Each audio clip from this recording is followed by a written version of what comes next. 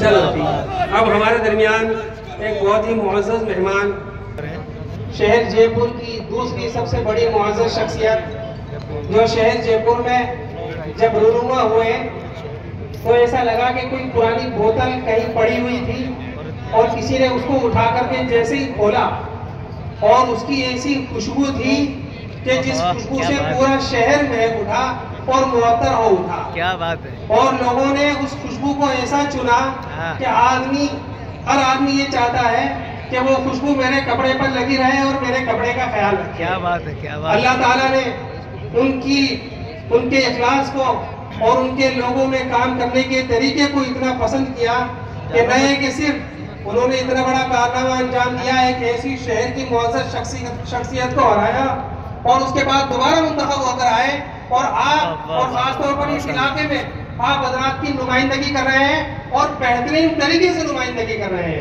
मेरी मुराद मोहतरम जनाब रफीक खान साहब से है। इन पर अभी कुछ शरपसंदों ने कुछ शरारत करने की भी कोशिश की। हम लोग अल्लाह से दुआ करते हैं अल्लाह ताला इन्हें महफूज रखे, सलामत रखे। आप आए, आप डाइस पर तशरीफ लाए और अपनी बात रखें।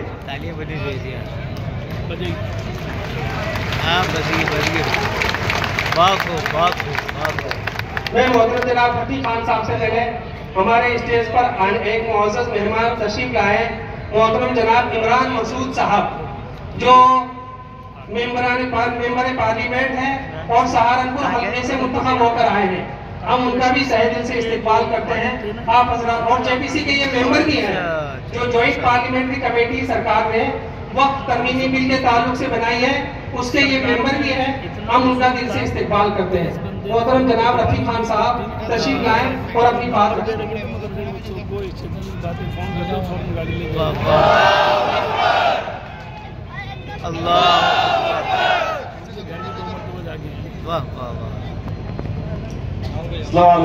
वालेकुम सलाम व रहमतुल्लाह।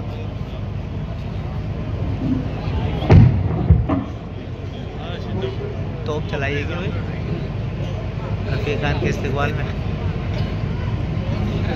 वालेकुम सलाम।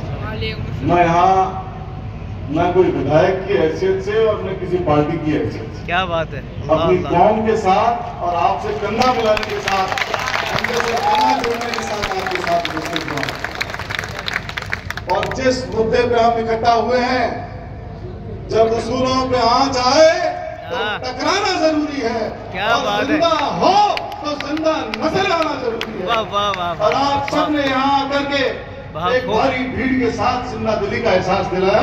मैं आप सबका और खास तौर से मंच पे उपस्थित हमारे जिन लोगों ने इस प्रोग्राम को ऑर्गेनाइज किया और जितनी खूबसूरती से ऑर्गेनाइज किया, मैं आपको और आपकी पूरी टीम को जितनी बधाई दूं उतनी कम है। बहुत थोड़े से समय एक बहुत बड़े जलसे को आपने अंजाम दिया। मैं आपका तहे दिल से शुक्रिया अदा करता हूं और धन्यवाद भी देता हूं कि एक शानदार प्रोग्राम आपने यहाँ ऑर्गेनाइज किया। जी सही बात। 2-3 बातें मुख्तसर सी, क्योंकि समय लिमिटेड है। हमारे जेपीसी के मेंबर यहाँ आए हुए हैं। मैं भी जेपीसी की मीटिंग मैंने वक्फ बोर्ड के साथ में अटेंड की थी। 2-3 बातें मैं आपको बताना चाहता हूँ, लेकिन आपकी सुस्ती में पहले 2 नारे लगवाना चाहता हूँ आपसे।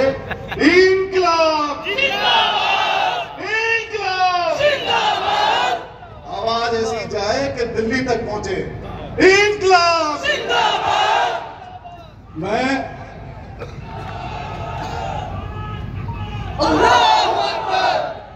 अभी हमारे वक्फ बोर्ड के साथी इन्होंने बहुत तफसील से और बहुत तरीके से जो अमेंडमेंट आ रहे हैं उनमें उन्होंने रोशनी डाली।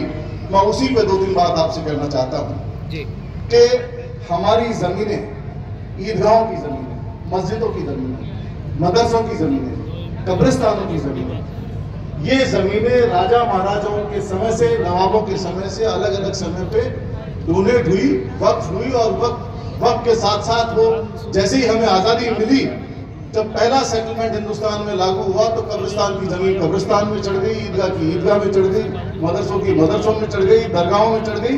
और खाली मुसलमानों की नहीं, पूरे देश के अंदर, चाहे वो मंदिरों की जमीन हो, पास में गलता पीठ है या जगदीश नारायण जी का मंदिर है या गोविंद देव जी का मंदिर है, सभी की जमीनें सभी के साथ चढ़ गई। ये नाइंसाफी खाली वक्फ बोर्ड के साथ क्यों?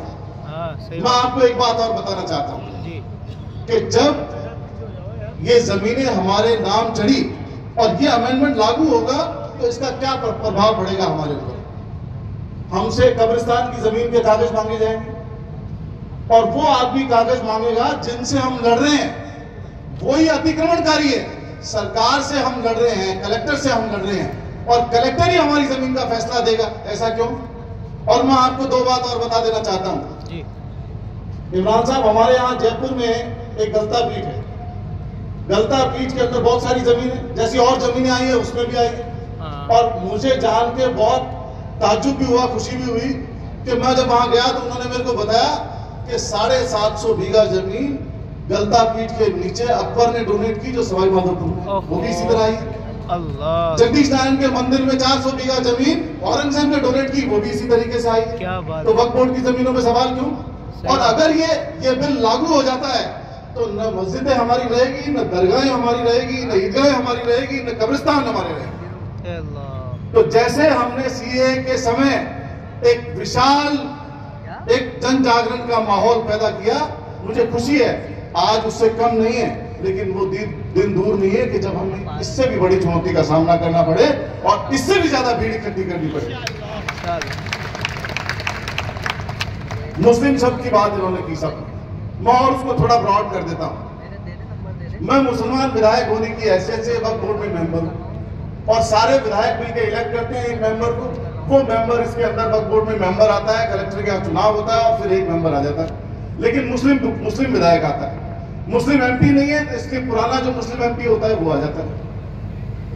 तो मैं इसमें आपको बताना चाहता हूं कि अगर मुस्लिम शब्द हट जाता है तो उसका परिणाम क्या होगा? फिर रफीक खान नहीं आएगा, हम तो 5 मुस्लिम विधायक हैं, तब कालीचरण सर्राफ भी आ सकता है, तब गोपाल शर्मा भी आ सकता है और बाल मुकुंदाचार्य भी आ सकता है। तो ये बात हमें मंजूर नहीं, किसी सूरत में मंजूर नहीं है। और जो यूजर की हैसियत से हमारे पास जमीनें आ रही है, उसमें हम यूजर शब्द को हटाने के लिए किसी सूरत में हमें मंजूर नहीं, हम मंजूर नहीं करना चाहते उसको। दूसरी बात एक और मैं आपको कहना चाहता हूं कि जेपीसी, आप इमरान साहब, आप जेपीसी के मेंबर हैं, मैं आपसे गुजारिश करता हूं इस पूरी आवाम की आवाज उठाने के लिए कि जेपीसी की जो तारीख है सुनवाई की, सुनवाई प्रॉपर नहीं हुई है, पूरी प्रॉपर सुनवाई हो और इसकी तारीख आगे बढ़नी चाहिए कि नहीं बढ़नी चाहिए, ये बताओ आप। पूरी सुनवाई हो, हर मसाजिद के आदमी से, हर आदमी से हिंदुस्तान के हर कोने से आवाज उठे और सबकी आवाज की सुनवाई हो, ताकि हम अपनी बात, अपना रिप्रेजेंटेशन सरकार में रख सके।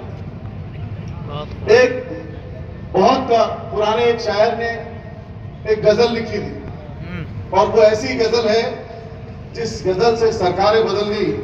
अच्छा। और मैं उसकी चंद लाइनें आपके सामने पढ़ना चाहता हूं। वक्त पे अमेंडमेंट के ऐसे दस्तूर को, सुबह बेनूर को मैं नहीं मानता, मैं नहीं जानता। मैं भी खाइफ नहीं दस्ताएदार से, मैं भी मंसूर हूं कह दो अगियार से।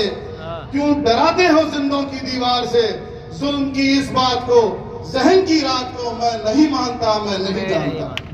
तुमने लूटा है सदियों हमारा सुकून, अब नहीं चलेगा तुम्हारा फसून। चारागर दर्दमंदों के बनते हो क्यों, तुम नहीं चारागर कोई माने मगर मैं नहीं मानता, मैं नहीं जानता। मैं आप सब से, पूरे मंच की तरफ से ये आग्रह करना चाहता हूं कि आप इन सबको ये आश्वस्त करो, पूरे मंच को, कि जब जब इस मामले में जरूरत पड़ेगी, चाहे जयपुर में इकट्ठा होना पड़े, चाहे दिल्ली में इकट्ठा होना पड़े, हम इसी तरह करोड़ों की तादाद में इकट्ठा होकर इन सबका समर्थन करेंगे। नारे तकबीर! नारे तकबीर! ऐसे बिल को हम नहीं मानते, नहीं मानते, ऐसे बिल को हम नहीं मानते, वक्त अमेंडमेंट बिल को हम नहीं मानते, वक्त अमेंडमेंट बिल को हम नहीं मानते, नहीं मानते, नहीं मानते। मुझे इशारा कर दिया है, बोलने वाले बहुत हैं और मैं मेजबान भी हूं, तो एक शेर के साथ अपनी बात खत्म करता हूं कि वक्त कम है, वक्त कम है, जितना दम है लगा दो, और कुछ को मैं जगाता हूँ और कुछ को तुम जगा दो। बहुत शुक्रिया। वाह वाह वाह भाई वाह, माशाल्लाह, बहुत बहुत शुक्रिया, बहुत बहुत शुक्रिया, जज़ाकल्लाह। अब मैं आप ऐसी शख्सियत का तारुफ कर रहा हूँ